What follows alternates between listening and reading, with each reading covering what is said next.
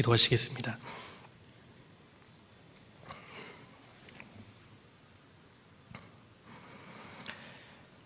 거룩하시고 자비로우신 우리 아버지 하나님, 주님의 크신 은혜에 진심으로 감사드립니다. 죄인으로 태어나서 주님을 멀리 떠나 살던 저희를 불쌍히 여겨 구원해 주시고 주님의 거룩한 자녀 삼아 주신 은혜에 감사드립니다. 특별히 저희를 젊은 나이에 불러주셔서 주님을 주의 몸된 교회 가운데 섬기고 따를 수 있도록 기회 주신 것 감사드립니다. 하나님께서 허락해 주신 2022년 한 해도 벌써 전반기가 다 지나고 있습니다. 우리 각자를 돌아보고 또 남은 시간에 대하여 주 앞에서 또 계획할 수 있는, 결단할 수 있는 시간이 될 수 있도록 도와주옵소서. 주님의 허락하심 안에서 학예 수양회가 준비되고 있습니다. 이번에도 많은 사람들이 참석하고 또 구원을 받음으로 하나님께만 영광과 기쁨이 돌아가기를 간절히 원합니다. 그 가운데 저희를 귀하게 사용해 주시기를 기도합니다. 복음을 위해 또 주님을 위해서 교회가 계획하는 모든 일들마다 주님이 앞서 행해 주시고 특별히 코로나19 또 거리 두기가 해제되어서 교회에서 해외 선교를 계획하고 있습니다. 그 모든 과정들 주님이 도와주시고 앞서 행해 주시기를 기도드립니다. 특별히 오늘부터 수요일까지는 전국 대학생 여름 수련회가 또 계획되어 있습니다. 주님의 은혜 가운데 순적하게 진행될 수 있도록 도와주시고 전국의 대학생 형제 자매님들이 말씀 안에서 새로운 마음과 뜻을 품고 주를 위해 전진할 수 있도록 도와주옵소서. 오늘 이 시간도 주님의 합당한 말씀으로 우리 마음과 생각을 채워주시기를 기도드립니다. 모든 것을 주께 의지합니다. 저희를 언제나 사랑하시는 예수님 이름으로 기도드렸습니다. 아멘. 우리 성경 같이 찾으시겠습니다. 마태복음 6장입니다.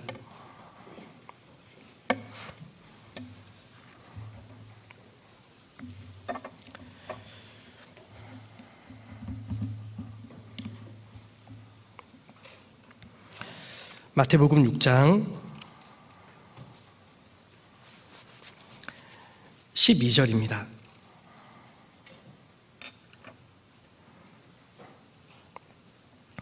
마태복음 6장 12절입니다.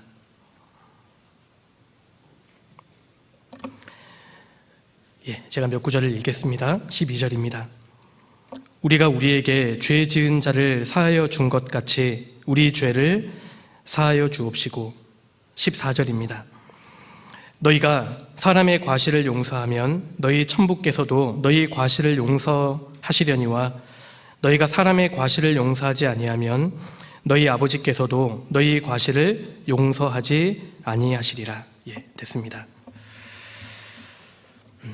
예수님께서 아주 중요한 말씀을 제자들에게 하셨는데요. 특별히 마태복음 6장에는 주기도라고 알려져 있는 그 기도의 제목들을 주님께서 구원받은 제자들에게 알려주시는 그 말씀이 기록되어 있습니다. 그 내용 중에 우리가 우리에게 죄 지은 자를 사하여 준 것 같이 우리 죄를 사하여 주옵시고 이런 그 기도의 내용이 나옵니다. 하나님께서는 우리를 그야말로 불쌍히 여겨주셨습니다. 우리를 너무너무 불쌍히 여겨주셔서 우리의 모든 죄를 다 사해 주셨습니다. 얼마나 우리를 불쌍히 여겨주셨는지 우리의 모든 죄를 하나도 남김없이 다 용서해 주셨습니다. 십자가는 하나님께서 우리를 정말 사랑하시고 우리를 정말 용서해 주셨다는 분명한 증거입니다. 그런데 구원을 받은 이후에도 우리는 여전히 하나님께 용서를 받아야 하는 사람들입니다. 하나님께 모든 죄를 용서받았지만 구원을 받을 때 우리의 신분은 하나님 앞에 하나님의 자녀, 의인이 되었지만 우리의 상태는 여전히 죄성을 가진 죄인이기 때문입니다. 그래서 구원을 받은 이후에도 우리는 날마다 하나님께 용서를 받아야 하는 사람입니다. 그런데 하나님께 용서를 받기 위해서는 조건이 있습니다. 예수님께서 말씀하셨죠? 14절에 너희가 사람의 과실을 용서하면 너희 천부께서도 너희 과실을 용서하시려니와 너희가 사람의 과실을 용서하지 아니하면 너희 아버지께서도 너희 과실을 용서하지 아니하시리라. 내가 너를 이렇게 불쌍히 여겼기 때문에 너희도 너희에게 죄 지은 사람을 불쌍히 여기고 용서하라는 겁니다. 남이 내게 지은 죄를 용서해야만 하나님께서도 나의 죄를 용서해 주시겠다, 이렇게 말씀하시는 겁니다. 사실 얼마나 부담스러운 말씀입니까? 그런데 구원을 받은 이후에 용서라는 문제가 이토록 중요하다는 겁니다. 우리는 예수님의 보혈로 사실 목욕한 사람들입니다. 이제 목욕을 했다면 날마다 발을 씻어야 합니다. 다시 말해서 우리의 모든 죄를 예수님 피로 깨끗하게 사함을 받았다면 이제 구원을 받은 이후에도 날마다 생활 가운데 짓는 죄에 대하여 하나님께 이제 용서를 계속 받아야 합니다. 그리고 우리가 하나님 말씀을 배우면 배울수록 우리의 양심은 더욱 깨끗해지기 때문에 하나님 앞에 돌이켜야 할 죄가 또 얼마나 많은지 모릅니다. 우리는 하나님께 계속 용서를 받아야 합니다. 그런데 조건이 있습니다. 먼저 다른 사람을 용서해야 한다는 겁니다. 남을 용서하지 않고 하나님께 자기가 지은 죄를 용서받기를 원하는 사람은 그야말로 염치 없고 악한 사람이라는 겁니다. 하나님은 우리의 모든 죄를, 우리를 아무 조건 없이 불쌍히 여기셔서 용서해 주셨는데 우리가 구원을 받은 이후에 내게 죄 지은 자를 용서하지 않는다면 하나님은 그런 사람의 기도를 기뻐하지 않으십니다. 그 사람의 기도가 응답될 리가 없습니다. 그러니까 다시 말해서 용서하지 않는 사람은 신앙에서 정체되어 있는 사람입니다. 전혀 신앙이 성장하고 있지 않다는 증거입니다. 그것이 용서에서 드러납니다. 이 사실을 우리가 마음 깊이 담아두어야 합니다. 그래서 오늘 용서라는 문제가 신앙생활 가운데 얼마나 중요한 문제인지를 우리가 깊이 인식할 필요가 있습니다. 실제로 우리는 생활 가운데에서 용서하고 있지 못하기 때문에 하나님께서 내게 주시고자 하는 많은 축복을 받지 못하고 있을 수 있습니다. 그래서 오늘은 용서에 대해서, 특별히 용서하기 어려울 때라는 제목으로 말씀을 좀 같이 생각해 보려고 합니다. 그리고 우리 형제 자매님들께서 오늘 말씀을 들으시는 가운데 용서하기로 결단하시면 좋겠습니다. 그럼 하나님께서 우리 각 사람의 마음과 인생을 치유해 주실 거라고 생각합니다. 내게 상처를 준 사람, 정말 용서하기 어려운 사람을 만날 때 우리는 어떻게 해야 할까요? 여기에 우리는 아주 중요한 신앙의 기로에 서 있는 겁니다. 용서하기 어려울 때 우리가 기억해야 할 몇 가지 사실이 있습니다. 첫 번째, 정말 용서하기 어려울 때 마음의 분노가 치밀어 오르고 미워하는 사람을 만날 때 우리가 첫 번째 이 사실을 기억해야 합니다. 미워하는 마음, 용서하지 못하는 마음은 나 자신을 망칩니다. 내 인생을 죽이는 겁니다. 사실 우리는 아주 악한 세상을 살고 있습니다. 우리가 살고 있는 이 세상은 저주받은 악한 세상입니다.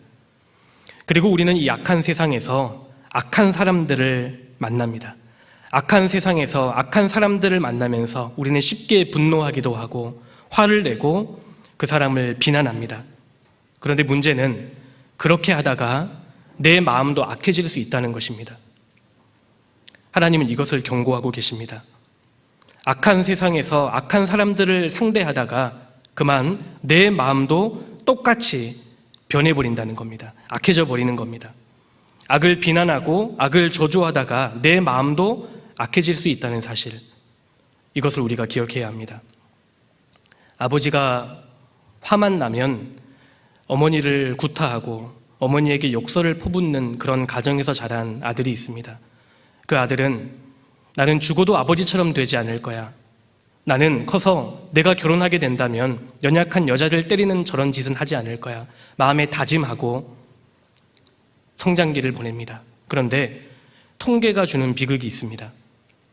그런 가정에서 자란 아이들은 그렇지 않은 가정에서 자란 아이들보다 똑같은 짓을 되풀이할 가능성이 훨씬 높다는 것입니다. 알코올 중독자 부모님을 둔 자녀들은 자라면서 결단을 합니다. 나는 자라서 술을 입에도 대지 않을 거야. 그러나 통계가 주는 비극이 있습니다. 그런 가정에서 자란 아이들은 그렇지 않은 가정에서 자라난 아이들에 비해서 알코올 중독자가 될 확률이 상당히 높다는 겁니다. 무슨 뜻이죠? 아버지를 용서하지 않으면, 어머니를 용서하지 않으면 그 모습을 나중에 자신이 그대로 담는다는 겁니다. 사람은 묵상한 대로 살게 됩니다.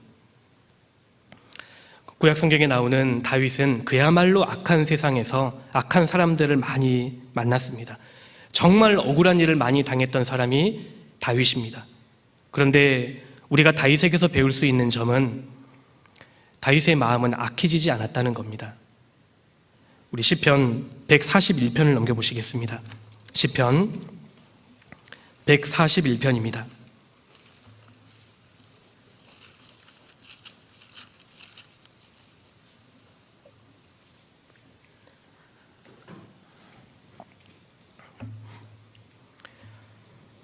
시편 141편 3절입니다.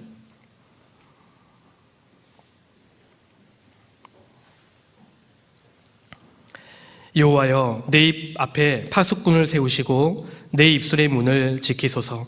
내 마음이 악한 일에 기울어 죄악을 행하는 자와 함께 악을 행치 말게 하시며 저희 진술을 먹지 말게 하소서.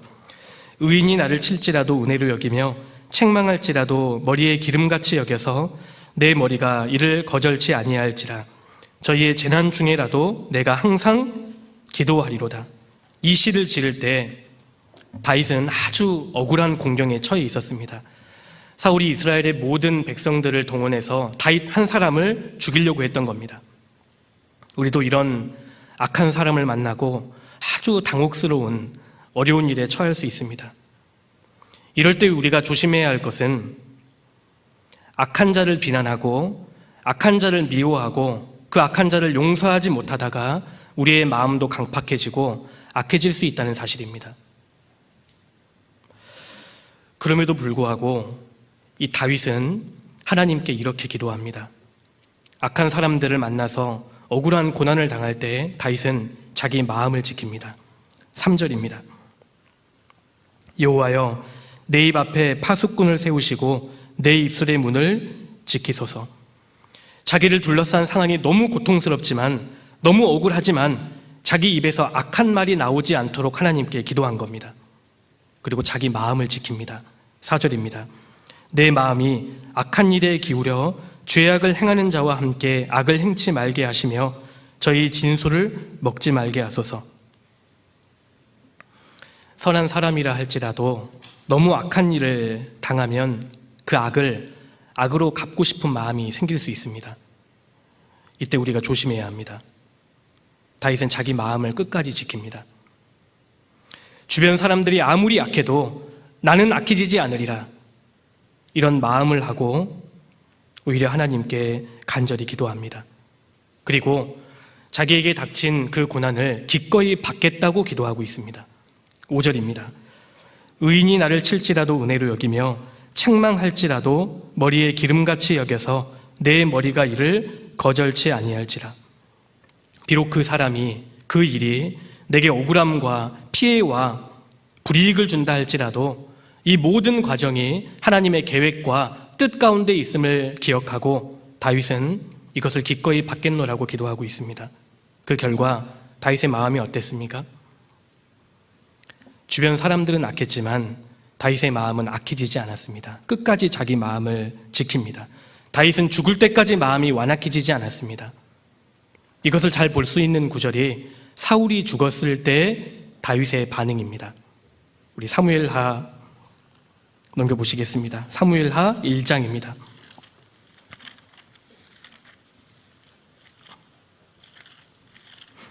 사무엘하 1장 17절입니다.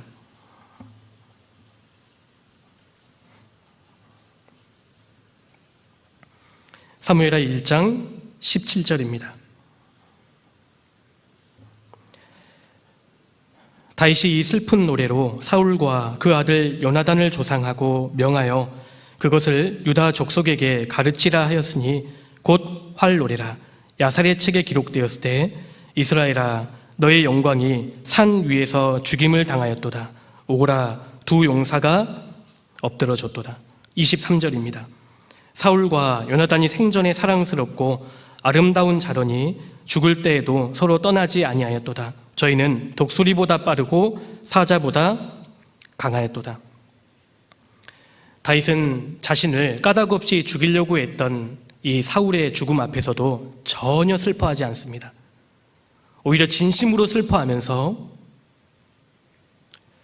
이 사울의 죽음을 추모합니다.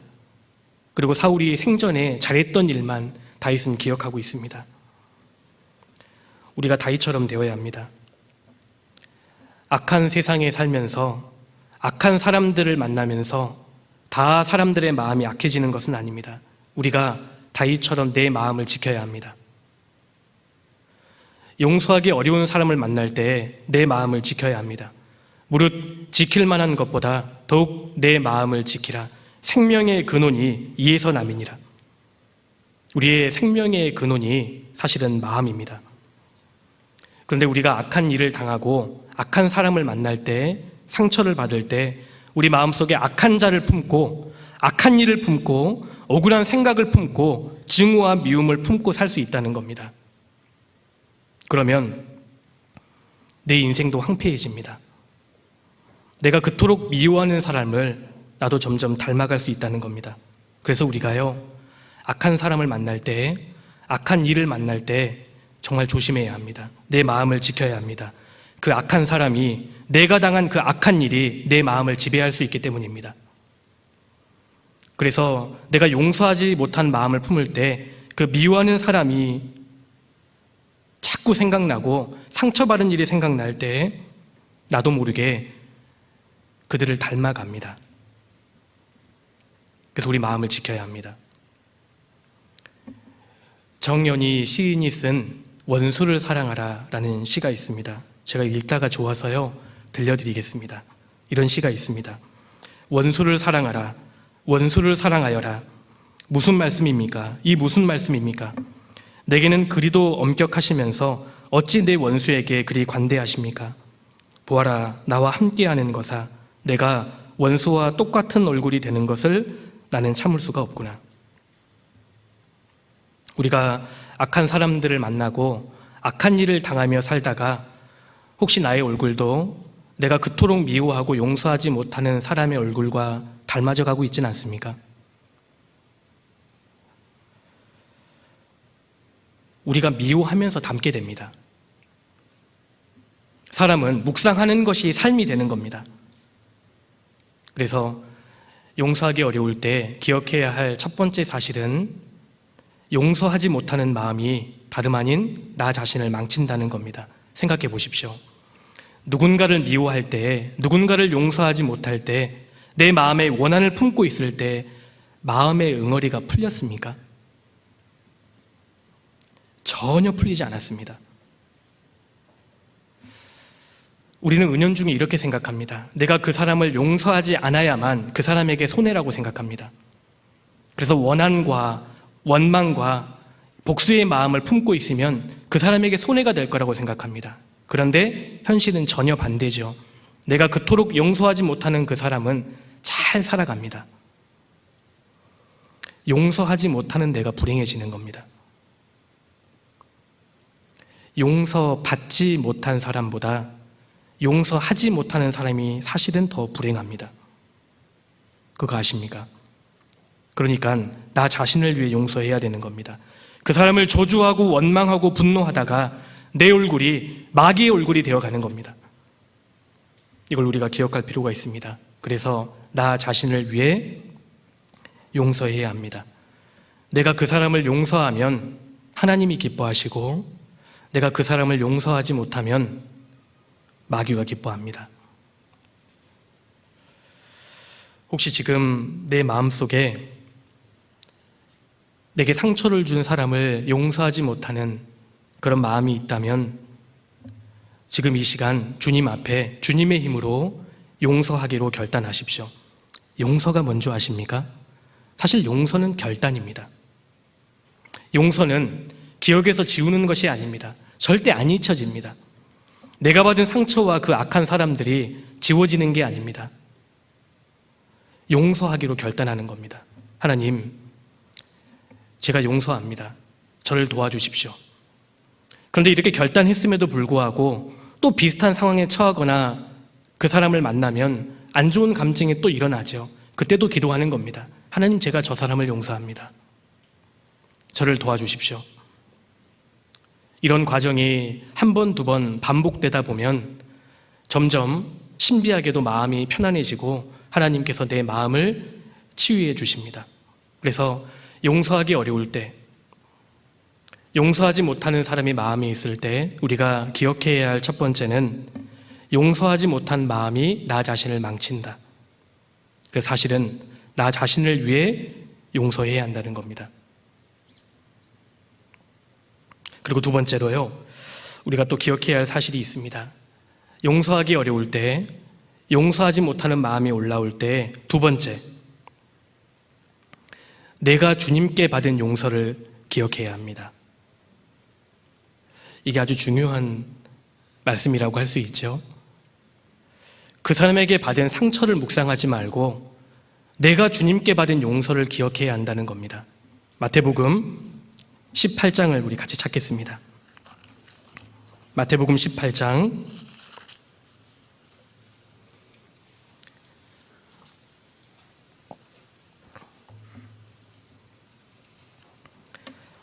마태복음 18장 21절입니다.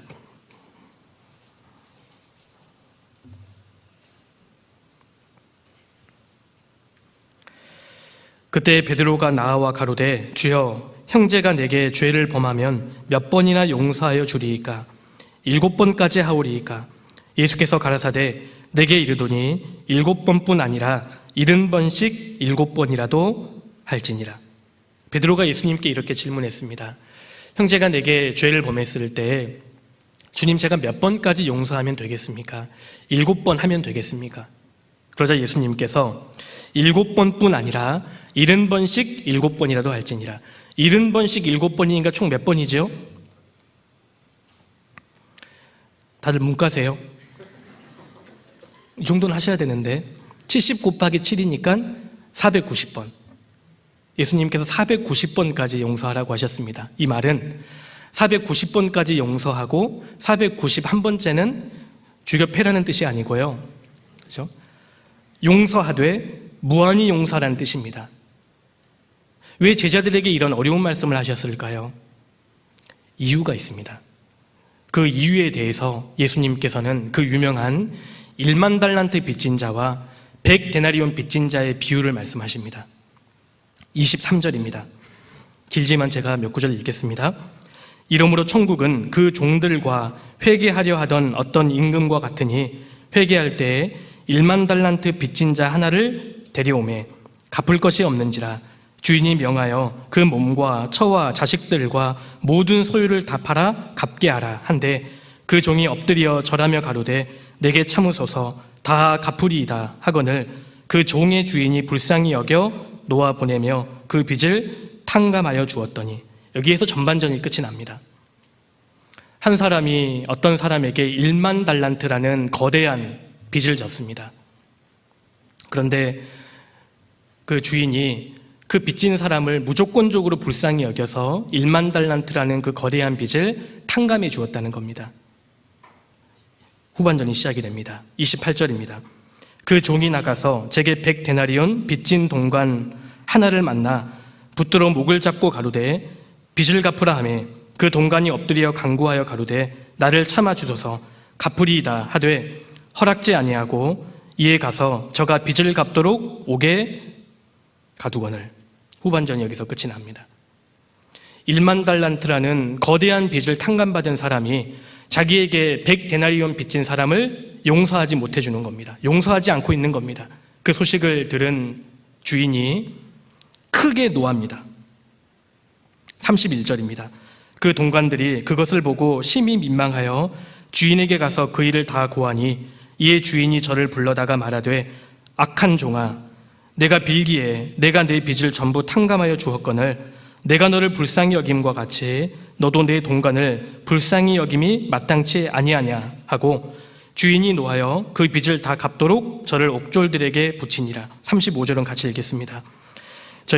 너희가 각각 중심으로 형제를 용서하지 아니하면 내 천부께서도 너희에게 이와 같이 하시리라. 주인에게 불쌍히 여김을 받아서 1만 달란트라는 그 큰 빚을 탕감받은 사람이 자기에게 100데나리온 빚진 것을 탕감해 주지 못하고 있는 겁니다. 그래서 주인이 크게 노해서 1만 달란트 탕감해 준 것을 취소하고 옥에 가두었습니다. 이 말씀이 강조하고 있는 바가 무엇이죠?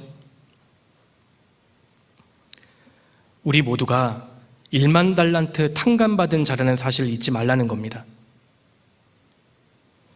이 말씀에서 강조하고 있는 것은 구원받은 우리 모두가 1만 달란트라는 거대한 빚을 탕감받은 자라는 사실입니다. 그러니까 내게 100데나리온 빚진 자를 우리는 용서해야만 하고 용서할 수 있는 겁니다. 아시는 대로 1데나리온은 하루 일한 품삯이지요. 1달란트는요 6,000데나리온입니다. 계산해 보니까 16년간의 품삯입니다. 근데 1달란트가 아니었잖아요. 1만 달란트입니다. 1만 달란트는 16만 년간의 품삯입니다. 그러니까 1만 달란트는 우리가 평생 갚을 수 없는 금액입니다.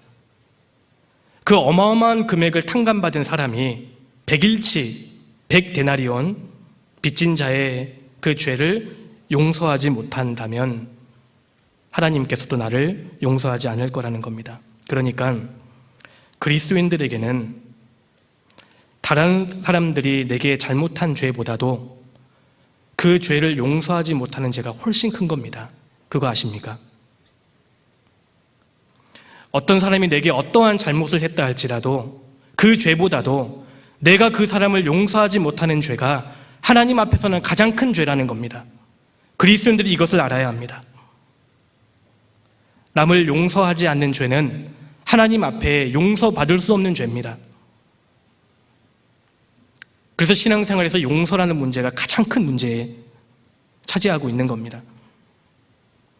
어떤 형제님이나 자매님에게 혹은 남편이나 아내에게 가족이나 친척에게 당신은 이게 문제고 이게 틀렸고 저게 틀렸고 이렇게 날카롭게 비판하는 사람들이 가진 치명적인 무지가 뭔지 아십니까? 내가 지금 상대방의 허물에 대해서 말한 그 모든 것을 합친 것보다도 하나님 앞에서는 그 사람을 용서하지 못하고 있는 내가 가장 악하고 어리석다는 겁니다. 1만 달란트라는 어마어마한 죄의 빚을 탕감받은 사람이 100데나리온 내게 죄 지은 자를 용서하지 못하고 있다는 것, 하나님께서 이것을 심각하게 보십니다. 우리가 다른 사람의 죄를 용서해야 되는 까닭은 우리 각 사람은 하나님께 1만 달란트 탕감받은 자이기 때문입니다. 세상에서는 내게 죄를 지은 사람이 내게 사과를 하고 변상을 해주면 용서해 주지요. 그런데 신앙의 세계에서는 아닙니다. 그 사람의 반응과 태도에 상관없이 우리는 무조건 그 사람을 그리스도의 사랑으로 용서해야 합니다. 이걸 하나님께서 우리에게 말씀하시는 겁니다.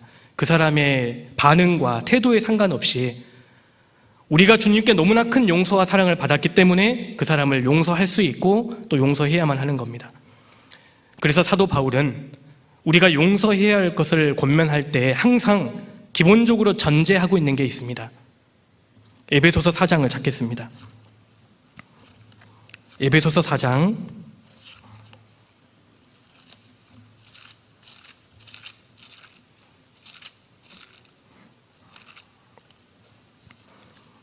에베소서 4장 32절입니다.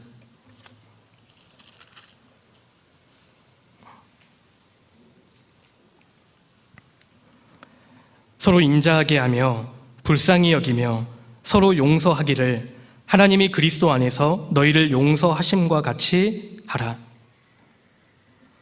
그냥 용서하라고 하지 않으셨죠? 하나님이 그리스도 안에서 너희를 용서하심과 같이 너희도 용서하라는 겁니다. 그 엄청난 용서를 받은 사람이기 때문에 남들을 용서하라. 이걸 전제하고 있는 것 아니겠습니까? 골로새서 3장도 찾아보시겠습니다.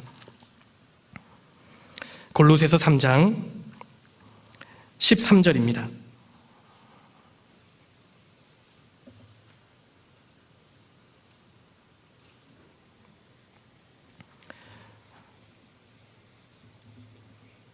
누가 네게 혐의가 있거든 서로 용납하여 피차 용서하되 주께서 너희를 용서하신 것과 같이 너희도 그리하고.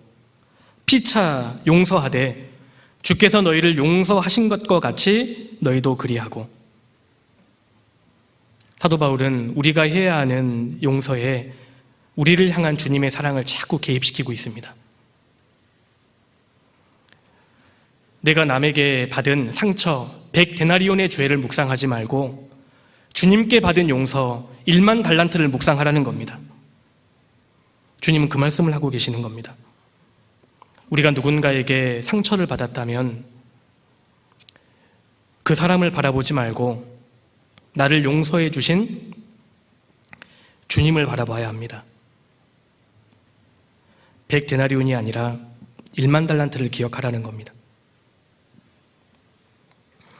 2019년도에 3년 전이죠. 미국 텍사스주에서 충격적인 사건이 발생합니다. 여성 경찰 앰버 가이거가 퇴근하고 자기 집으로 돌아가는데요. 자기 집 아파트에 들어가 보니까 흑인 남성이 TV를 보고 있는 겁니다. 이 여성이 너무 깜짝 놀라서 그 흑인을 향해서 총을 2발 쏩니다. 그리고 그 남성은 병원으로 옮겨지는 과정에서 죽게 됩니다. 알고 봤더니 그 집이 앰버 가이거의 집이 아니었다는 겁니다. 그 흑인 남성의 집이었습니다. 자기 집이 아파트 4층이었거든요. 근데 문자하다가 정신없이 3층으로 들어간 겁니다. 그러니까 그 집에 있는 흑인 남성을 주인을 쏴 죽인 겁니다. 이 텍사스 주의 흑인 사회가 발칵 뒤집혔습니다. 그리고 그 여성이 10년 구형을 받았는데 미국 전역으로 이 사건이 크게 되어서요, 흑인 사회가 들끓었습니다. 만약에 흑인 여성이 총을 쐈다면 10년이었겠느냐, 이렇게 아주 그 미국에서 크게 문제가 됐던 적이 있습니다. 그런데 2019년도에 법정에서 그 남성의 동생, 그 18살이었다고 합니다. 18살 그 흑인 남성의 그 동생이 모든 사람을 울려버립니다. 자기 형을 쏴 죽인 그 백인 여성을 용서하겠다고 이야기하는 겁니다. 잠깐 그 영상을 직접 보시겠습니다. 잠깐 좀 틀어주시겠습니까?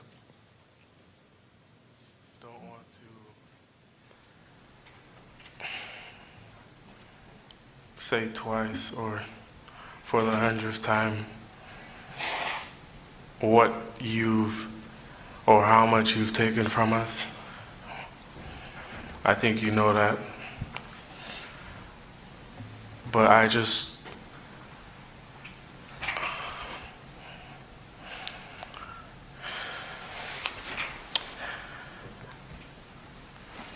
hope you go to God with all the guilt, all the bad things you may have done in the past. Each and every one of us may have done something that we're not supposed to do. If you truly are sorry, I know I can speak for myself. I forgive you, and I know if you go to God and ask Him, He will forgive you.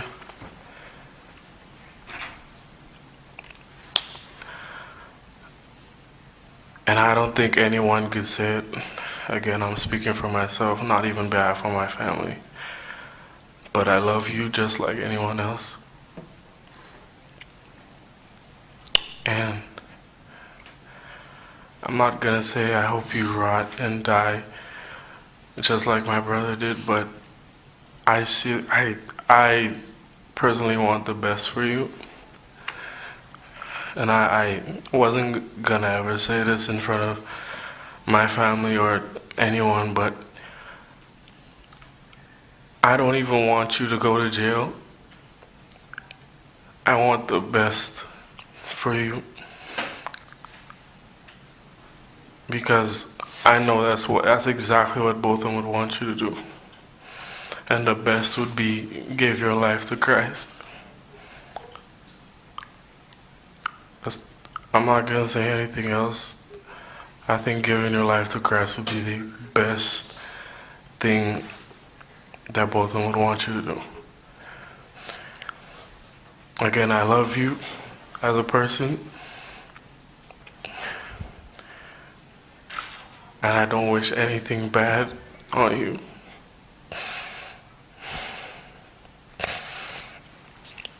I don't know if this is possible, but can I give her a hug, please? Please? Yes.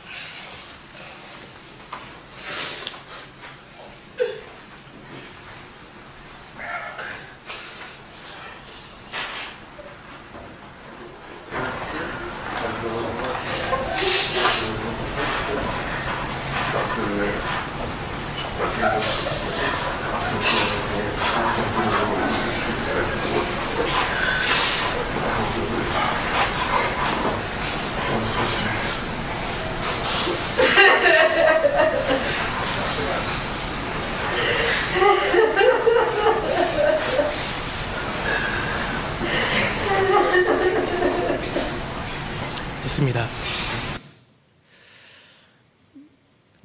징역 10년 구형을 하고 이 재판 끝나자마자 집행유예 5년. 그러자 다른 흑인 사회가 잠잠해졌습니다. 아무 말을 하지 못합니다. 피해자의 동생이 용서를 하겠다는데, 그리고 바람이 있다면 당신이 예수님을 알았으면 좋겠습니다. 남은 인생은 예수 그리스도께 당신이 드려졌으면 좋겠습니다. 예수님께서 2000년 전에 우리의 죄를 다 용서해 주셨기 때문에 우리가 그 사랑을 깨닫고 구원을 받았고 지금 우리가 변화된 삶을 살고 있습니다. 마찬가지로 우리가 다른 사람의 죄를 용서했을 때 그 사람이 변화될 겁니다. 하나님은 그것을 보기를 원하십니다. 내가 상대방을 용서할 때에 상대방이 변화가 되는 겁니다. 제가 어디 한번 찾아보니까요, 미국의 최악의 연쇄살인범이라고 불리는 사람이 있습니다. 게리 리즈웨이입니다. 아마 들어보신 분 계실 겁니다. 여성을 48명 연쇄살인했고 최근에 밝혀진 바에 의하면 49명, 한 명이 더 늘었습니다. 그 사람이 이제 DNA 유전자 감식 기법을 통해서 자신의 죄가 다 드러났는데 법정에서 그에 의해서 가족을 잃은 유가족들이 나와서 마이크에다 대고 그 사람 얼굴을 바라보면서 한마디씩 할 수 있는 기회가 생겼습니다. 리즈웨이는 사이코패스입니다. 그 유가족들이 자신을 향해 욕을 하고 저주를 하는 동안에도 눈 하나 깜짝하지 않습니다. 몇몇 사람들이 나와서 이야기하는데요, 이런 얘기들입니다. 이 짐승아, 너가 평생 동안 고통받다가 죽기를 진심으로 바란다. 너는 죽으면 분명히 지옥 갈 거야. 그곳이 너한테 가장 잘 어울리는 곳이니까. 이런 이야기를 유가족들이 합니다. 그 얘기를 듣는데 눈을 맞춰가면서 꿈쩍하지 않습니다. 그런데 그에 의해서 딸을 잃은 한 아버지가 나와서 이렇게 말을 합니다. 그 아버지의 말을 듣고 리즈웨이가 눈물을 흘립니다. 어떻게 얘기했냐면, 리즈웨이 씨, 여기 있는 많은 사람들이 당신을 증오합니다. 하지만 저는 그렇지 않습니다. 비록 당신은 제가 믿음을 지키고 사는 것을 힘들게 하기는 했습니다. 하나님께서 말씀하신 그 믿음은 바로 용서하며 사는 것입니다. 저는 당신을 용서합니다. 그리고 당신은 용서를 받았습니다. 이 말을 듣고 그 사이코패스 리즈웨이의 눈에서 눈물이 흘러내립니다. 아마 그가 성인이 되어서 처음으로 흘린 눈물이었을 거라고 합니다. 진정한 복수는 용서입니다. 정말 그 사람을 돌이키게 하고 그 사람을 변화시키고 싶다면 용서의 힘이 필요합니다. 내가 그 사람을 용서할 때에 그 사람이 변화됩니다. 그래서 용서하기 어려울 때, 용서하지 못하는 마음이 들 때 우리가 기억해야 할 것은 두 번째로 주님께 받은 용서를 기억하라는 겁니다. 1만 달란트 탕감받은 자임을 우리가 기억해야 합니다. 세 번째로 용서하기 어려울 때 우리가 또 기억해야 할 사실이 있습니다. 이것도 아주 중요한 사실입니다. 미워하는 마음이 올라올 때, 그 사람에게 되갚아주고 싶을 때 하나님께 원수 갚는 것을 맡기는 겁니다. 하나님께 원수 갚는 것을 맡기십시오. 사실 용서하지 못하는 근본적인 이유가 뭔지 아십니까? 하나님께 원수 갚는 것을 맡기지 못하기 때문입니다. 앞에서 살펴본 대로 다윗은 그야말로 악한 사람들을 만나고 억울한 상황에 처했습니다.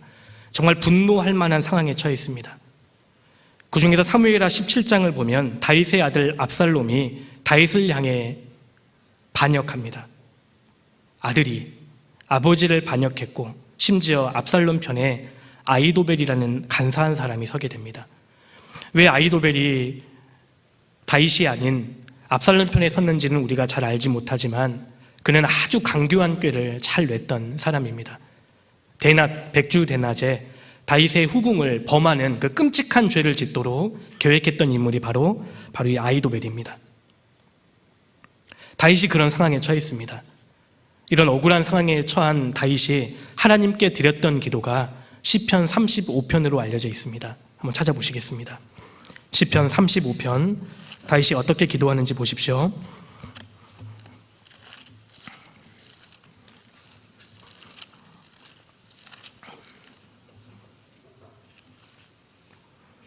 시편 35편 12절입니다.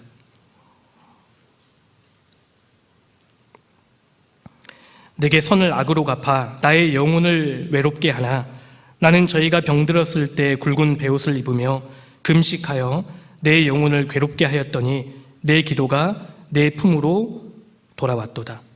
다윗을 괴롭히는 자가 자기의 친구였습니다. 가장 가까운 사람이었습니다. 그 친구들이 몸이 아플 때 다윗은 금식하면서 기도해 주었고, 그들이 진짜 어려움을 당할 때 다윗은 그들을 위해 진심으로 울어 주었는데 지금 그들이 다윗을 배반한 겁니다. 그들이 지금 다윗을 죽이려고 합니다. 다윗은 큰 배신을 당했습니다. 분노할 만한 상황에 처했습니다. 그때 다윗이 이렇게 기도합니다. 1절 보십시오. 여호와여, 나와 다투는 자와 다투시고 나와 싸우는 자와 싸우소서. 무슨 얘기죠? 하나님, 제 원수를 갚아주세요. 하나님, 저를 대신해서 싸워주세요. 다윗은 하나님께서 자기를 대신하여 싸워주실 것을 믿었다는 겁니다. 우리가 하나님을 믿는다는 것은 내게 원수가 생길 때 나를 대신해서 하나님께서 싸우신다는 것을 믿는 겁니다. 그것이 믿음입니다. 22절입니다. 여호와여, 주께서 이를 보셨사오니 잠잠하지 마옵소서. 주여, 나를 멀리하지 마옵소서. 나의 하나님, 나의 주여, 떨치고 깨셔서 나를 공판하시며 나의 송사를 다스리소서. 하나님, 원수 갚아주세요. 하나님, 저를 대신하여 싸워주세요. 하나님, 제발 주무시지 마세요. 그런데 우리가 주목해야 할 점은 다윗이 이렇게 기도했지만 자기가 직접 원수를 갚으려고 하지는 않았다는 겁니다. 하나님께 다 아뢰고 하나님께 다 맡기고 자신은 원수를 갚지 않았습니다.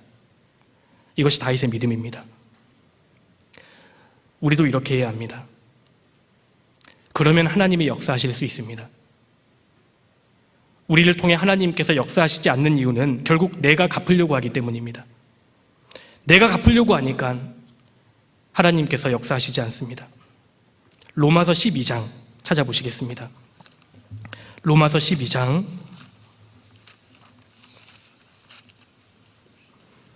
19절입니다.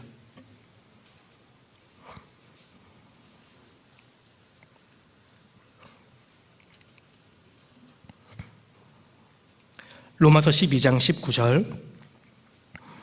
내 사랑하는 자들아, 너희가 친히 원수를 갚지 말고 진노하심에 맡기라. 기록되었을 때 원수 갚는 것이 내게 있으니 내가 갚으리라고 주께서 말씀하시니라. 21절 같이 읽겠습니다. 악에게 지지 말고 선으로 악을 이기라. 악에게 지지 않고 선으로 악을 이기는 것이 무엇입니까? 내 사랑하는 자들아, 너희가 친히 원수를 갚지 말고 진노하심에 맡기라. 내게 분노가 올라오고 용서하지 못할 때에 진노하심, 하나님의 진노하심에 맡겨야 합니다. 하나님의 진노하심에 맡겼던 사람들은 하나같이 하나님의 위로를 경험하게 됩니다. 하나님 앞에 내가 받은 상처와 울분을 다 내려놓고 하나님을 의지했을 때 하나님이 정말 나를 위로해 주십니다. 이것을 우리가 경험하면서 살아야 하지 않을까요? 이 말씀이 단순히 지식이 아니라 내 삶이 되어야 되지 않을까요? 용서하기 어려울 때, 분노가 치밀어 오를 때에 원수 갚는 것을 진짜 하나님께 맡기는 겁니다. 하나님께서 나를 대신하여 싸우신다는 것을 믿어야 합니다. 사람은 자기가 의지하는 것을 가지고 싸웁니다. 돈을 의지하는 사람은 돈을 가지고 싸우죠. 사람을 의지하는 사람은 인맥을 가지고 싸웁니다. 하나님을 의지하는 사람은 하나님 가지고 싸우는 겁니다. 내가 용서하지 못하는 이유는 하나님께서 나를 대신하여 싸우신다는 믿음이 없기 때문입니다. 그러니까 내가 갚으려고 하죠. 우리가 주님보다 앞서지 말아야 합니다. 나를 비난하고 오해하고 나를 미워하는 사람이 있을지라도 주님이 갚아주실 것을 믿고 기다리셔야 합니다. 조금만 기다리면 됩니다. 너는 악을 갚겠다 말하지 말고 내 여호와를 의지하라. 그가 너를 구원하시리라. 다윗은 믿음의 사람이었기 때문에 하나님께 다 맡길 수 있었습니다. 일일이 대응하지 않습니다. 용서하기 어려울 때, 미워하는 사람이 생길 때 기억하십시오.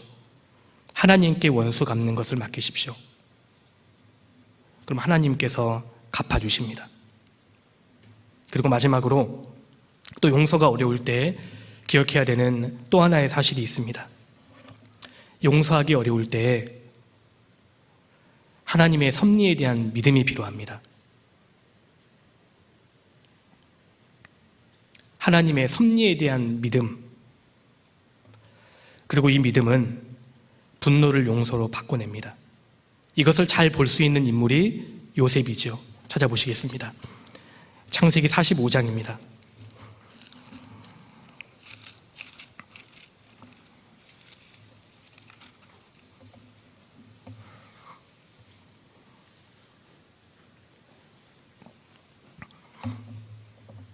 용서에 대해서 논할 때 창세기 45장을 제외하고 논할 수 없을 겁니다. 창세기 45장에는 요셉의 용서가 나오죠. 45장 1절입니다. 요셉이 시종하는 자들 앞에서 그 정을 억제하지 못하여 소리질러 모든 사람을 자기에게서 물러가라 하고 그 형제에게 자기를 알리니 때에 그와 함께한 자가 없었더라. 요셉이 방성대곡하니 애굽 사람에게 들리며 바로의 궁중에 들리더라. 요셉은 형들 앞에 대성통곡을 합니다. 그리고 드디어 자기의 정체를 형들에게 밝힙니다. 이때 요셉이 어떻게 이야기하는지를 보십시오. 5절입니다. 당신들이 나를 이곳에 팔았으므로 근심하지 마소서, 한탄하지 마소서. 하나님이 생명을 구원하시려고 나를 당신들 앞서 보내셨나이다. 형들이 자기를 노예로 판 것은 사실입니다. 당신들이 나를 이곳에 팔았으므로 사실이잖아요. 그런데 요셉이 말합니다. 하나님이 생명을 구원하시려고 나를 당신들 앞서 보내셨나이다. 갑자기 주어가 바뀌죠. 형님들, 나의 복수를 걱정하지 마세요. 왜냐하면 제게 일어난 일은 저는 하나님의 계획으로 받아들이기 때문입니다. 지금 요셉이 그 이야기를 하고 있는 겁니다. 내가 경험한 이 사건을 하나님이 역사하신 사건으로 저는 바라보기 때문입니다. 그러니 형님들, 나의 복수를 걱정하지 마세요. 요셉은 17살의 나이에 노예로 팔려가서 그것도 타국으로 종으로 팔려갑니다. 13년 동안 요셉은 죽을 고생을 했습니다. 지금은 총리가 되어서 해피엔딩이 되었지만 과정은 정말 죽을 고생을 했습니다. 요셉이 형들을 용서하는 것은 결코 쉬운 일이 아니었습니다. 그런데 요셉은 자기에게 닥쳤던 그 모든 불행과 고난이 하나님의 허락하심 속에 있음을 믿었다는 겁니다. 믿음의 시각으로 바라보았다는 겁니다. 그 믿음이 분노를 용서로 바꾸어냅니다. 자신의 불행과 자신의 고난을 하나님의 섭리로 인식한 겁니다. 그러니까 용서할 수 있었던 겁니다. 이처럼 요셉처럼 자신의 고난을, 자기의 인생을 하나님의 섭리로 받아들일 수 있는 사람은 용서할 수 있습니다. 요셉이 형들을 용서할 수 있었던 까닭은 선천적으로 착했기 때문이 아닙니다. 그가 믿음의 사람이었기 때문입니다. 인간적인 시각으로 보면 형들에 의해서 팔린 게 맞습니다.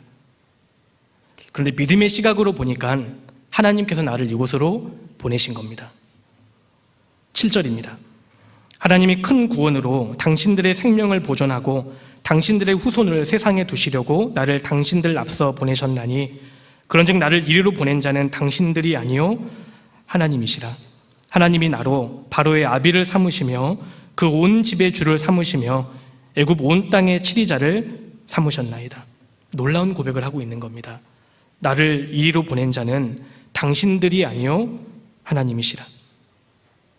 하나님의 섭리를 믿는 사람은 인생의 주어가 하나님이 됩니다.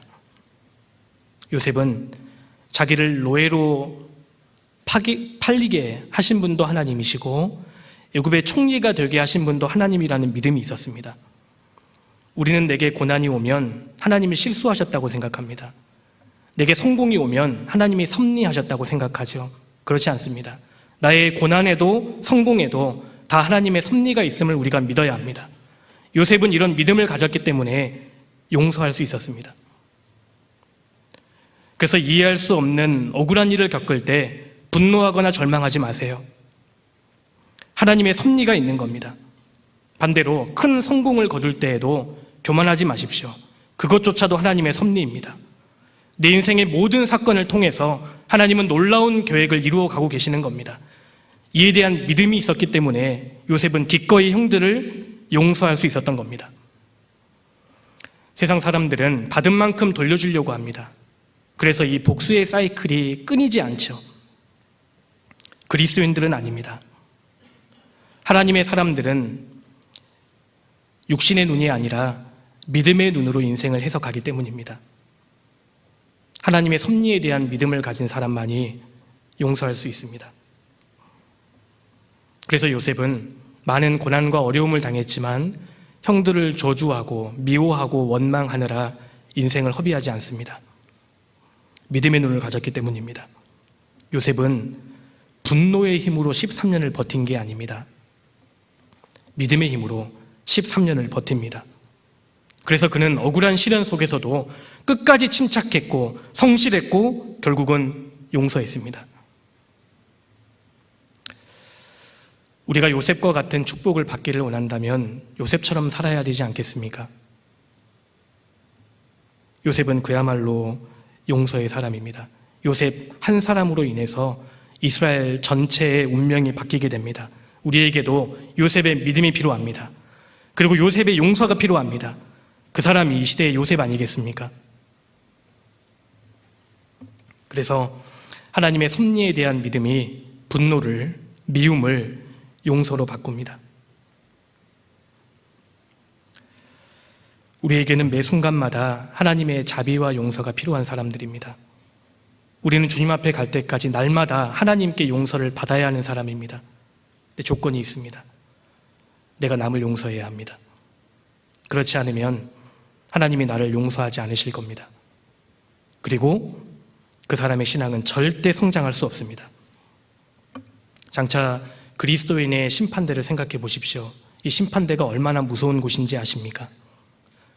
우리가 은혜로 구원을 받았지만 나중에 심판, 상급은 하나님의 공의로 받거든요. 하나님께서 우리를 선악간에 심판하실 겁니다. 하나님의 심판대, 물론 그 심판대는 백보자 심판대는 아니지만 그리스도인의 심판대도 사실 너무나 끔찍하고 무서운 자리입니다. 그런데 그 심판대 앞에서 견딜 수 있는 방법이 있습니다. 야고보서 찾겠습니다. 마지막으로 야고보서 2장입니다.